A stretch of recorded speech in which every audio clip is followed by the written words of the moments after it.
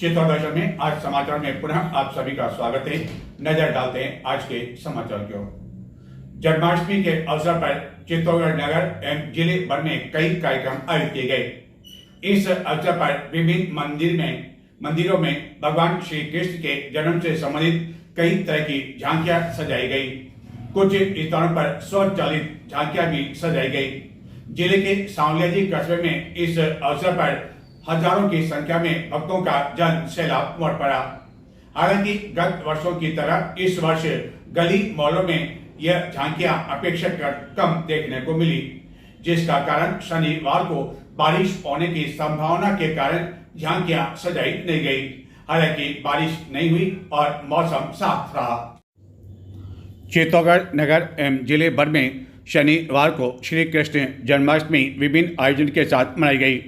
इस अवसर पर कई बच्चे श्री कृष्ण का वेश धारण करते हुए भी दिखाई दिए एवं कई बच्चे इसी वेशभूषा में अपने परिवार के सदस्यों के साथ विभिन्न मंदिरों में सजाई गई झांकियां देखने के लिए पहुंचे।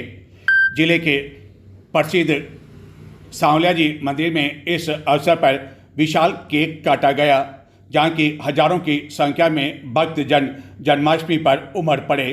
जहां की मंदिर में आकर्षक सजावट की गई, वहीं स्वचालित झांकियां देखने के लिए भी न केवल राजस्थान बल्कि मध्य प्रदेश से शुक्रवार से ही भक्तजन उमड़ने लगे थे एवं कई भक्तजन रात भर सांवलियाजी में मौजूद रहे एवं सवेरे दर्शन किए। इसी तरह चित्तौड़गढ़ नगर के शहरी एवं उपनगरीय क्षेत्रों में इस अवसर पर भगवान कृष्ण के जीवन पर आधारित जीवंत झांकियों के माध्यम से सजीव प्रदर्शन किया गया। मंदिरों में विशेष साज सजावट की गई। इस अवसर पर कृष्ण की प्रतिमा का विशेष श्रृंगार किया गया एवं रात्रि 12 बजे पंचरी चरणामृत का प्रसाद वितरण किया जाएगा। मंदिरों में साय होते ही भक्तों की भीड़ देखी गई। नगर के गांधी नगर, प्रताप नगर, कुंभा नगर, सैंती एवं अन्य कई स्थानों पर विभिन्न मंदिरों में इस अवसर पर बड़ी संख्या में भक्तजन देखे गए। मीठा राम जी का खेड़ा स्थित सांवलियाजी मंदिर में भी झांकियां देखने के लिए भक्तों का तांता लगा रहा। घर घर में भी इस अवसर पर गुंदगिरी के लड्डू, पंजीरी, अजमा, माखन मिश्री का भोग लगाया गया। कई लोगों ने इस अवसर पर व्रत एवं उपवास रखा। विभिन्न मंदिरों में जहां इस अवसर पर कई कार्यक्रम आयोजित किए गए, वहीं विद्युत सजावट किए जाने के साथ ही फूलों से भी आकर्षक श्रृंगार किया गया। सेतु मार्ग से सटे सर्वेश्वर मंदिर में भी इस अवसर पर आकर्षक सजावट की गई। नगर के प्रताप नगर क्षेत्र में भी इस अवसर पर स्वचालित झांकियां देखने के लिए कई भक्तजन उमड़ पड़े। अर्धरात्रि को ठाकुर जी का अभिषेक कर महाआरती की जाएगी।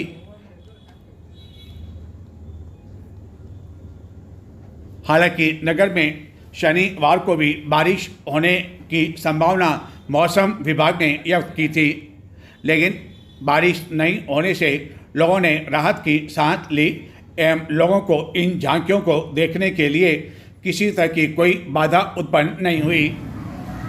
लेकिन इस बारिश की संभावना के कारण गत वर्षों की तरह इस वर्ष गली मोहल्लों में अपेक्षाकृत भगवान श्री कृष्ण के जन्म से संबंधित झांकियां कम देखने को मिली, जिन्हें खास तौर पर बच्चों द्वारा सजाया जाता है। चित्तौड़गढ़ नगर के प्रताप नगर क्षेत्र में स्थित लक्ष्मी नारायण मंदिर में भी इस अवसर पर आकर्षक सजावट की गई।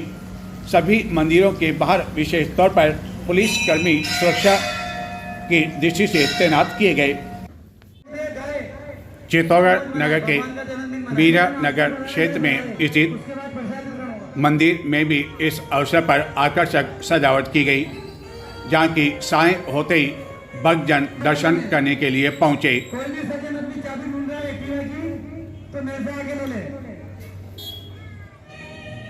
मंदिर में दर्शन करने आए एवं भगवान श्री कृष्ण की झांकियों को देखने के लिए आए कई भक्तजनों, खास तौर पर महिलाओं ने श्री कृष्ण का झूला झूलाने में काफ़ी अधिक भक्ति का भाव देखा गया। इस दौरान खास तौर पर बच्चे भी यहाँ पर आकर्षण का केंद्र बना रहे। कई बच्चे भगवान श्री कृष्ण के वेशभूषा धारण किए हुए यहाँ पहुँचे एवं अपने अभिभावकों के साथ वह भगवान श्री कृष्ण को काफ़ी देर तक निहारते रहे। चित्तौड़गढ़ जिले में स्थित अनगढ़ बावजी को तीर्थ स्थल के रूप में विकसित करने पर केंद्रीय पर्यटन मंत्री गजेंद्र सिंह शेखावत ने बल दिया। केंद्रीय पर्यटन मंत्री शनिवार को अनगढ़ बावजी में जन्माष्टमी पर आयोजित कार्यक्रम में एक समारोह को संबोधित कर रहे थे। इस अवसर पर चित्तौड़गढ़, निम्बाड़ा एवं कपासन के विधायक के साथ ही बड़ी संख्या में भक्तजन मौजूद थे। अमरा भगत जी का जन्मोत्सव भी होने की वजह से सवेरे से ही बड़ी संख्या में वहां भक्तजन पहुंचे एवं दिन भर भक्तों का अनगढ़ बावजी में तांता लगा रहा। चित्तौड़गढ़ जिले के अनगढ़ बावजी में शनिवार को जन्माष्टमी एवं संत शिरोमणि अमरा भगत के 183वें जन्मोत्सव पर आयोजित कार्यक्रम में भाग लेने के लिए केंद्रीय पर्यटन मंत्री गजेंद्र सिंह शेखावत पहुंचे। उन्होंने इस अवसर पर आयोजित समारोह को संबोधित करते हुए इसे तीर्थ स्थल के रूप में विकसित करने की आवश्यकता पर बल दिया।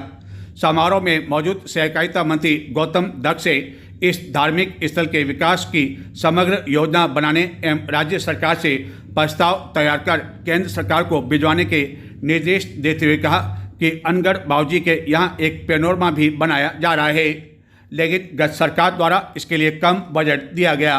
वह प्रयास करेंगे कि इसके लिए और बजट जारी किया जाए। इससे पूर्व उनके डबोक हवाई अड्डे पहुंचने पर चित्तौड़गढ़ के विधायक चंद्रभान सिंह आकिया ने उनकी अगवानी की एवं केंद्रीय पर्यटन मंत्री से चित्तौड़ दुर्ग के लिए प्रस्तावित रोप वे प्रोजेक्ट को और अधिक गति प्रदान किए जाने की मांग करते हुए कहा कि चित्तौड़ दुर्ग आने जाने के लिए एक ही मार्ग होने की वजह से आए दिन यहाँ जाम की स्थिति उत्पन्न हो जाती है एवं रोप वे बन जाने की वजह से चित्तौड़गढ़ में पर्यटकों की संख्या भी बढ़ सकेगी एवं आए दिन जाम से भी कुछ राहत मिल सकेगी। स्वाधीनता दिवस, उसके पश्चात जन्माष्टमी एवं रविवार लगातार 3 दिन का अवकाश होने की वजह से शनिवार को चित्तौड़गढ़ के ऐतिहासिक दुर्ग पर पर्यटकों का जन सैलाब उमड़ पड़ा। हालत यह थी कि शनिवार दिन भर न केवल दुर्ग मार्ग पर बल्कि दुर्ग पर एवं दुर्ग के नीचे भी जाम की स्थिति बनी रही, जिसके कारण पर्यटकों को काफी अधिक परेशानियों का सामना भी करना पड़ा।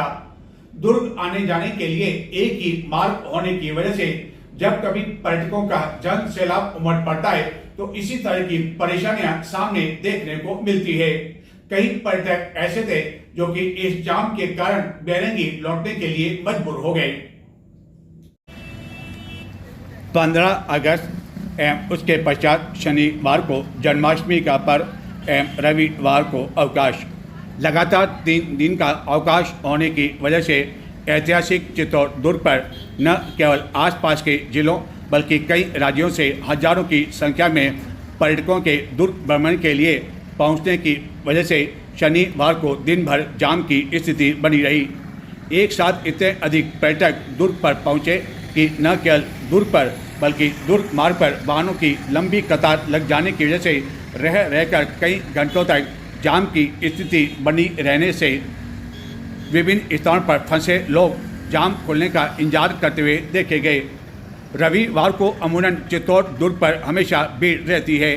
यह भीड़ सीजन में ज़्यादा हो जाती है, लेकिन राजस्थान समेत कई राज्यों में 15 अगस्त से 3 दिन का नौकरी पेशे से जुड़े लोगों को भी अवकाश होने एवं 3 दिन की छुट्टियां होने की वजह से वह अपने परिवार के साथ अलग अलग स्थानों से शनिवार सवेरे से ही दुर्ग पर पहुंचने लगे। इस दौरान कई राज्यों के वाहन दुर्ग पर देखने को मिले। हालत ये थी कि दुर्ग मार्ग पर जहां तहां साय तक भी जाम की स्थिति देखने को मिली। इस स्थिति को नियंत्रित करने के लिए फतेह प्रकाश महल के समीप से एक तरफा यातायात व्यवस्था भी की गई, लेकिन इसके बावजूद जाम से लोगों को एवं पर्यटकों को राहत नहीं मिल सकी। हालत यह थी कि दुर्ग के प्रथम द्वार पाडन पोल से लेकर दुर्ग के नीचे श्री सांवलिया विश्रांति गृह तक भी वाहनों की इतनी अधिक लंबी कतार लग गई कि कई पर्यटक चाहते हुए भी अपने वाहन बीच में से नहीं निकाल सके और उन्हें जाम खुलने का इंतजार करना पड़ा। जाम की वजह से कई पर्यटक ऐसे भी थे जिन्हें अपने वाहन दुर्ग के नीचे ही छोड़कर पैदल दुर्ग पर भ्रमण करने के लिए जाने के लिए मजबूर होना पड़ा। हालांकि सवेरे 9-10 बजे इतनी अधिक जाम की स्थिति नहीं थी और इतने अधिक पर्यटक भी मौजूद नहीं थे, लेकिन उसके बाद पर्यटकों का रेला उमड़ पड़ा। पर्यटकों की इस भारी भीड़ का कुछ ऑटो चालक अनुचित फायदा उठाते हुए भी देखे गए। मन माना किराया यह कहकर वसूल करने में लगे रहे कि वह आसानी से उन्हें दुर्ग का भ्रमण करवा देंगे, लेकिन हालत यह थी कि दुर्ग के नीचे भी ऐसे कई ऑटो रिक्शा इस जाम में फंस गए और दुर्ग के नीचे भी जाम की स्थिति बनी रही। कुल मिलाकर शनिवार को दुर्ग पर मेले जैसा माहौल देखने को मिला। पर्यटकों ने बताया कि जितना समय उन्हें दुर्ग भ्रमण में नहीं लगा, उससे अधिक वह जाम में फंसे रहे। इस कारण टिकट विंडो पर भी पर्यटकों को काफ़ी देर इंतजार करना पड़ा। जाम के कारण कई पर्यटकों को रात्रि विश्राम चित्तौड़गढ़ में ही करना पड़ा, जिन्होंने बताया कि अब वह रविवार सवेरे जल्दी दुर्ग भ्रमण के लिए जाएंगे। इसी तरह जाम की स्थिति अन्य दिनों में, जबकि सीजन का समय होता है, देखने को मिलती है, जिसका तो ये थे आज के समाचार। नमस्कार।